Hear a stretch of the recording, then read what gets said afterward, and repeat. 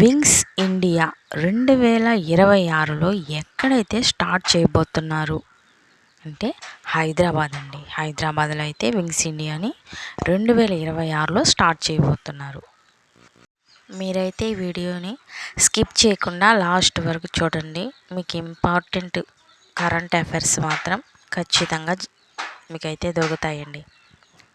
ఇకపోతే ప్రపంచ ఆరోగ్య సంస్థ WTO వరల్డ్ ట్రేడ్ ఆర్గనైజేషన్ ఏ వ్యాధిని ఏ రాష్ట్రం అయితే నిర్మూలించింది? నేపాల్ అండి. నేపాల్లో రుబెల్లా వైరస్ను పూర్తిగా అయితే నిర్మూలించారని WTO సంస్థ అయితే ప్రకటించడం జరిగింది.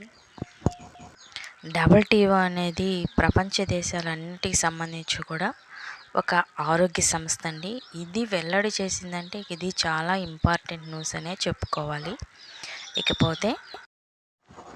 ఇకపోతే లింగ అసమానత సూచీలో మన దేశం యొక్క ర్యాంక్ ఎంత?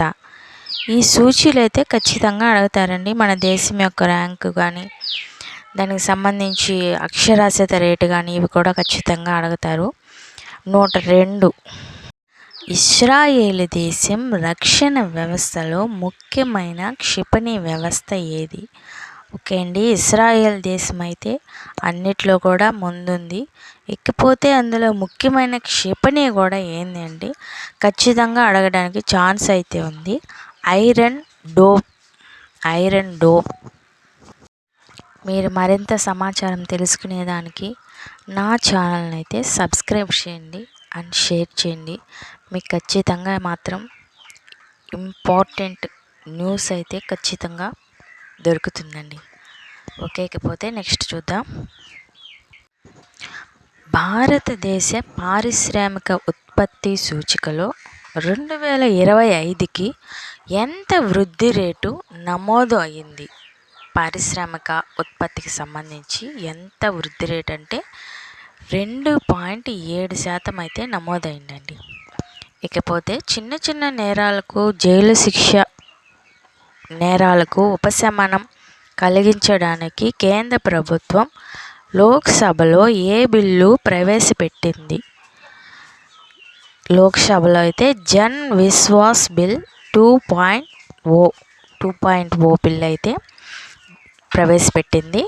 కాకపోతే గణిత శాస్త్రంలో ప్రావీణ్యం పొందిన వారికి ఏ బహుమతి ఇస్తారంటే ఎబెల్ ప్రైజ్ అండి. ఎబెల్ ప్రైజ్ అయితే ఇస్తారు. ఇది 2025కి గాను ఎవరికైతే వచ్చింది?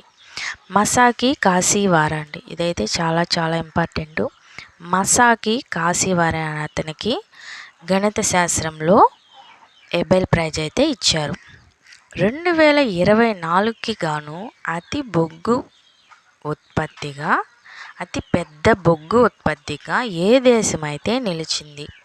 మన ఇండియా అండి. మన భారతదేశం అయితే పెద్ద బొగ్గు ఉత్పత్తిగా నిలిచింది. ఇకపోతే 2024కు సంబంధించి కూడా కొన్ని బిట్లు కూడా యాడ్ చేస్తున్నాను. ఇకపోతే ఇండియా మరియు కిజికిస్తాన్ మధ్య జరిగిన సంయుక్త విన్యాసం పేరేమిటి? ఏ దేశాల మధ్య విన్యాసం జరిగిందని కానీ అని కూడా అడగ ఛాన్స్ ఉంది. కంజర్ అండి. కంజర్ 2025 ఇండియా మరియు కిజికిస్తాన్ మధ్య అయితే ఈ విన్యాసం జరిగింది.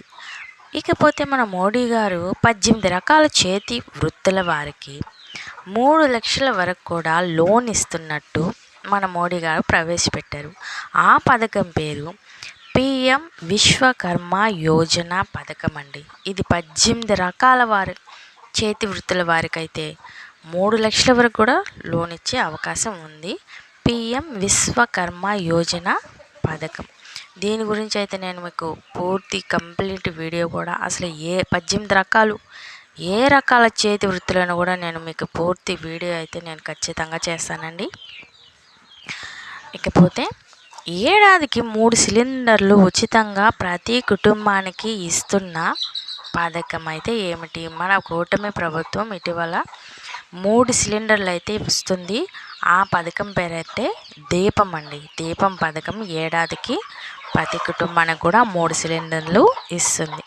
ఇకపోతే MGNREGA ఫుల్ ఫామ్ ఏమిటి?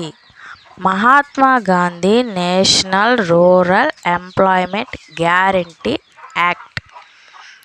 ఈ ఫామ్స్ అయితే ఖచ్చితంగా అడుగుతారండి. Mahatma Gandhi national rural act. మన ఇండియాలో సౌరశక్తి వినియోగాన్ని అభివృద్ధి చేయడానికి మోడీ గారు ప్రారంభించిన పథకం ఏమిటి? అంటే కరెంటుతో అవసరం లేకుండా సోలార్తో కరెంట్ ఉత్పత్తి చేసే పథకం అండి. దీని పేరు పిఎం సూర్యఘర్ ముఫ్త్ బిజిలీ యోజన పథకం. దీని గురించి అయితే నేను పూర్తి వీడియో అయితే కూడా చేస్తున్నాను. ఈ పథకానికి ఏ విధంగా అప్లై చేయాలి, ఎలా అప్లై చేయాలి, దీని క్వాలిఫికేషన్ అండ్ దీనికి సంబంధించిన సబ్సిడీ ఎలా వస్తుంది అని కూడా నేను పూర్తి వీడియో కూడా చేసినాను, మీరైతే చూడండి. ఇకపోతే ఆర్బీఐ గవర్నర్ ఎవరు? ఆర్బీఐ గవర్నర్ అండ్ 26వ గవర్నర్ ఎవరు? సంజయ్ మల్హోత్రా అండి. సంజయ్ మల్హోత్రా గారు అయితే మనకి 26వ గవర్నర్. ప్రపంచ కప్ చెస్ టోర్నమెంట్ 2025కి ఏ దేశంలో ఆతిథ్యం ఇవ్వబోతుంది? ఏ దేశంలో అయితే మన భారతదేశంలోని గోవాలో అయితే చెస్ టోర్నమెంట్స్ అయితే జరగబోతున్నాయి. ఇకపోతే డ్యూరాండ్ కప్ 2025కి విజేత ఎవరు? North east United. 2026కి గాను బొగొట్టా పుస్తక ప్రదర్శన ఏ దేశం గౌరవ అతిథిగా ఉండబోతుంది? మన భారతదేశమేనండి. ఏ దేశం అయితే గౌరవంగా అతిథిగా ఉండబోతుందంటే మన భారతదేశం.